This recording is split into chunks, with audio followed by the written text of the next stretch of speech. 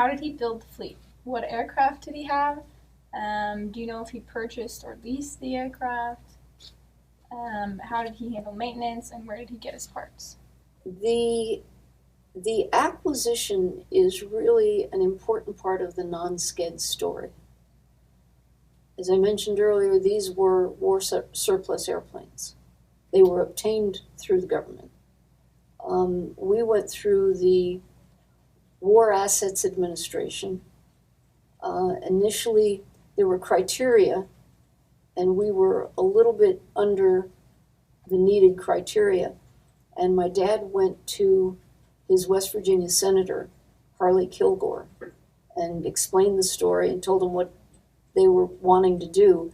And the senator stepped forward, and they got their airplane. Really? So there was some politics in there, obviously. Mm-hmm. And maintenance was extremely important to my dad. He knew that their safety record had to be sterling. And there were, as the era continued, there were quote unquote fly-by-nights that entered it. And this is what I've learned through my research. But there were organizations like Veterans Air that knew what they were doing, that were perfectly staffed. If anything, we were underfunded, grossly underfunded. And so that became a problem, as things progressed. But in terms of where the parts came from, I have no idea. We did intend to set up this maintenance base, which I mentioned, in Sebring. But the transition between military to civilian was taking so long that we eventually had to pull out. But not before we got our second DC-4 that we converted, our own people converted at Sebring. It got christened in Sebring with orange juice. And because it was Florida. And every time I think of it, I think of this sticky yellow orange juice running down the side of the fuselage. But it was a neat thing, and it was well intended. But because we didn't establish the base there, and after the airplane was finished and given check rides by the CAB, etc., we moved from Sebring, and the airplane was rechristened before it made its first flight. It went to Athens with baby cows, and I've got pictures of that. And it was christened by a Hollywood movie star, Carol Landis. And we've got pictures of that. Standing behind Carol Landis is Gloria Vanderbilt, senior. Women don't use senior and junior, but the elder Vanderbilt. And both women were monikered as sponsors of the airline. No idea what that meant. And I don't really know. I don't know how we got the Hollywood starlet and the woman who christened the first DC-3. She was from Czechoslovakia born, but she was a New York Metropolitan Opera star. And we got her to christen the airplane because the airplane was about to go to Prague. I sort of went off base there, but we never did open the maintenance space to finish the story about maintenance. And so I guess we did some of our maintenance at Teterboro and maybe some of it at Newark. Do you know, you wrote that you fly cargo to Europe and passengers up and down the East Coast, across the southern states, and along the West Coast to Seattle. What routes did they fly? Were they competing with any scheduled airlines in those markets? Well, as I mentioned, like you just described, that was the intention. I honestly don't know what they did fly. I do know that we, as well as other of the non-skeds, were making the majors very nervous. We were trying to stay out of the way, not fly under the radar. That's a bad term. But we were picking up passengers that the majors wouldn't have picked up anyway. And cargo was not something that the majors were doing a lot of. And so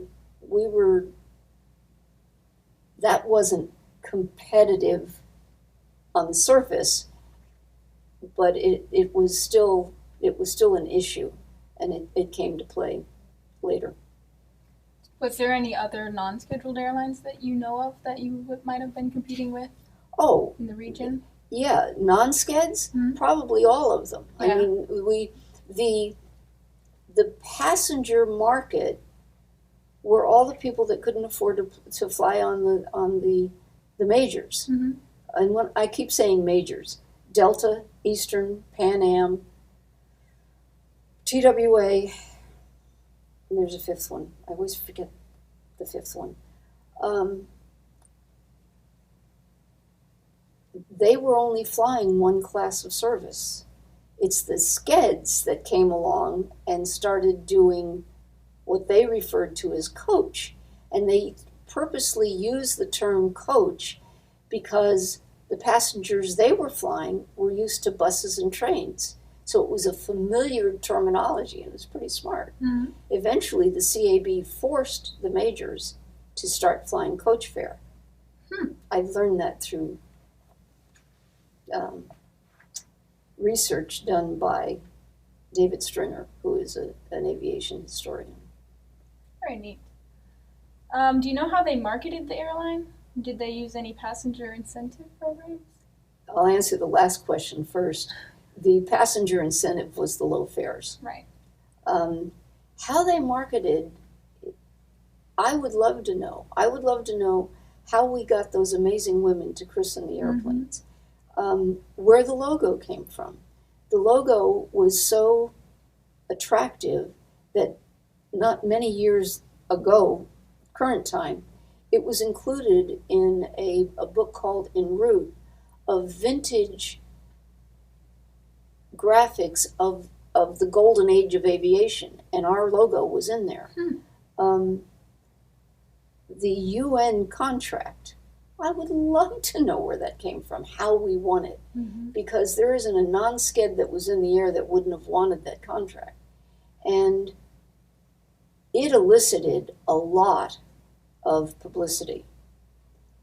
But we got a lot of publicity even over and above that. I mean, my files are, and my computer is full of links. So I don't know the answer. All I know is somebody up there knew what they were doing. Yeah. Yes. You talked about the passengers tend to be people who were riding buses and all that. Do you know anything else about who the passengers might be? No. I mean, we have pictures of passengers waiting to get on board. And unlike today, they were nicely dressed. The men are wearing hats. And it was an exciting time for them. They'd never flown before. Mm-hmm. And the non-skeds were going into areas closer to their homes and charging fees that they could afford. But other than that,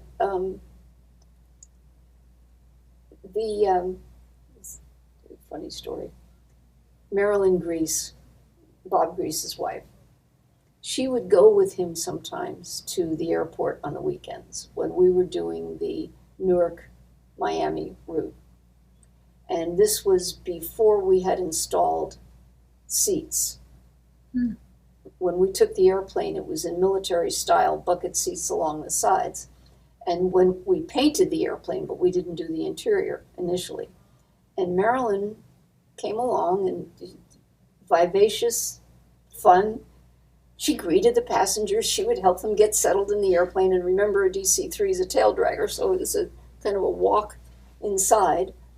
And I said to her, this was even before I met her, we were talking on the phone, and I said, "They get your uniform?" She said, "Oh no." She said, I didn't go along on the flight. She said it was just something fun to do. Aww. So she could tell you better than I could what the passengers were like. You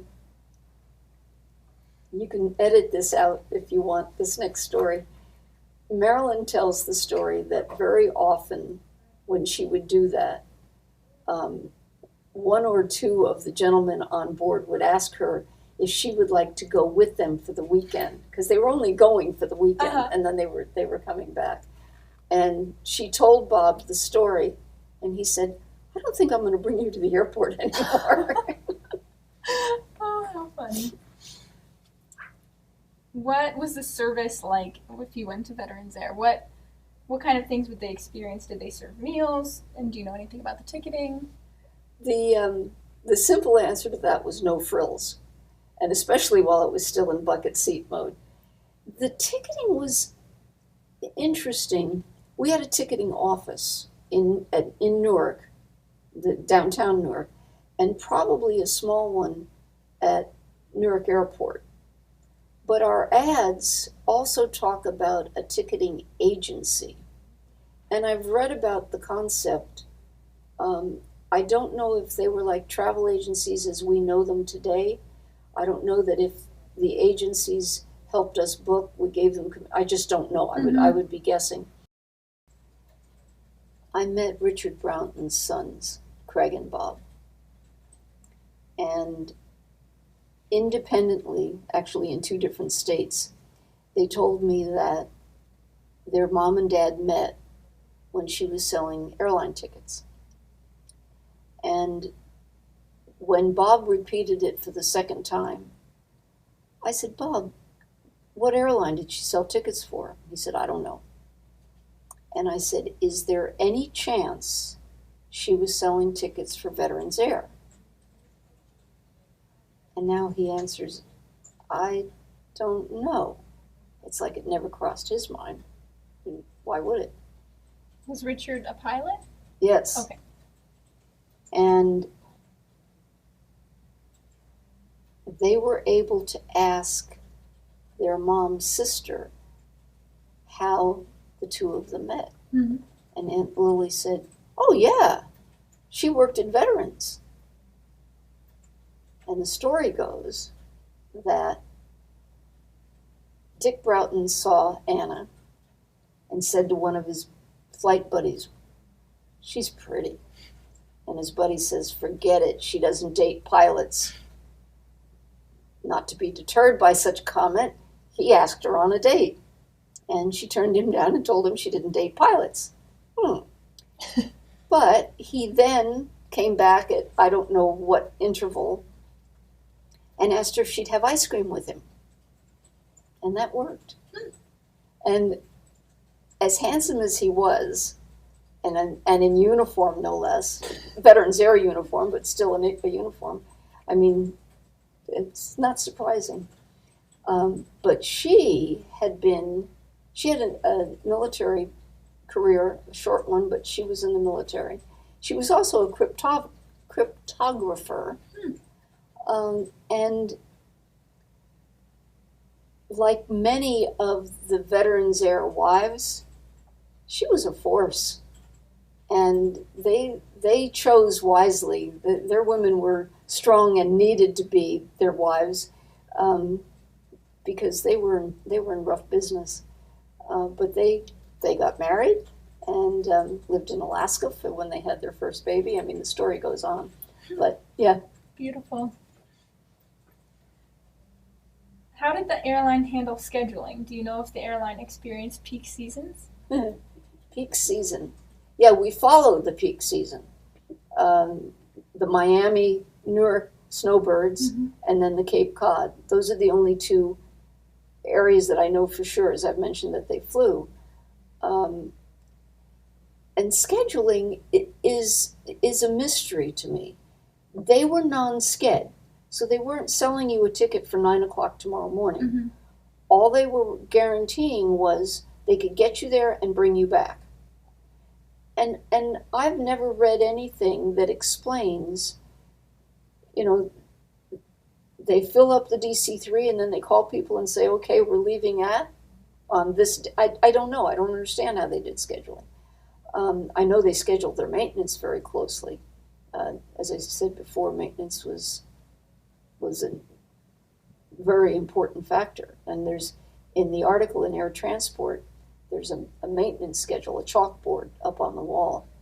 And I enlarged it enough that I was able to get information off of it. I was chasing the tail numbers, trying to get the history on the airplanes, and I was able to verify one of them from that scheduled maintenance board. So. Funny. From what you've learned, what would you say was their biggest accomplishment?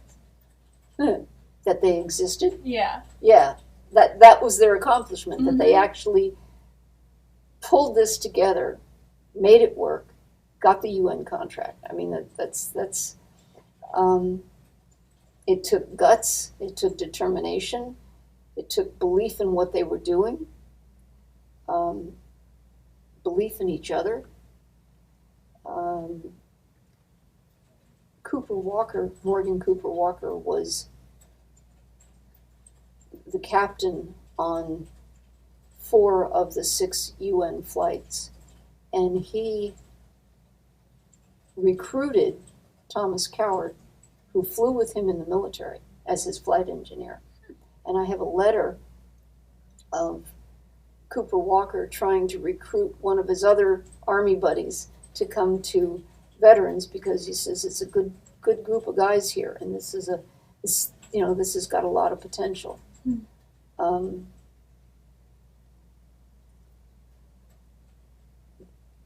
That, to me, that's the accomplishment, and how they conducted themselves. And it made the story. It made it happen. Mm-hmm.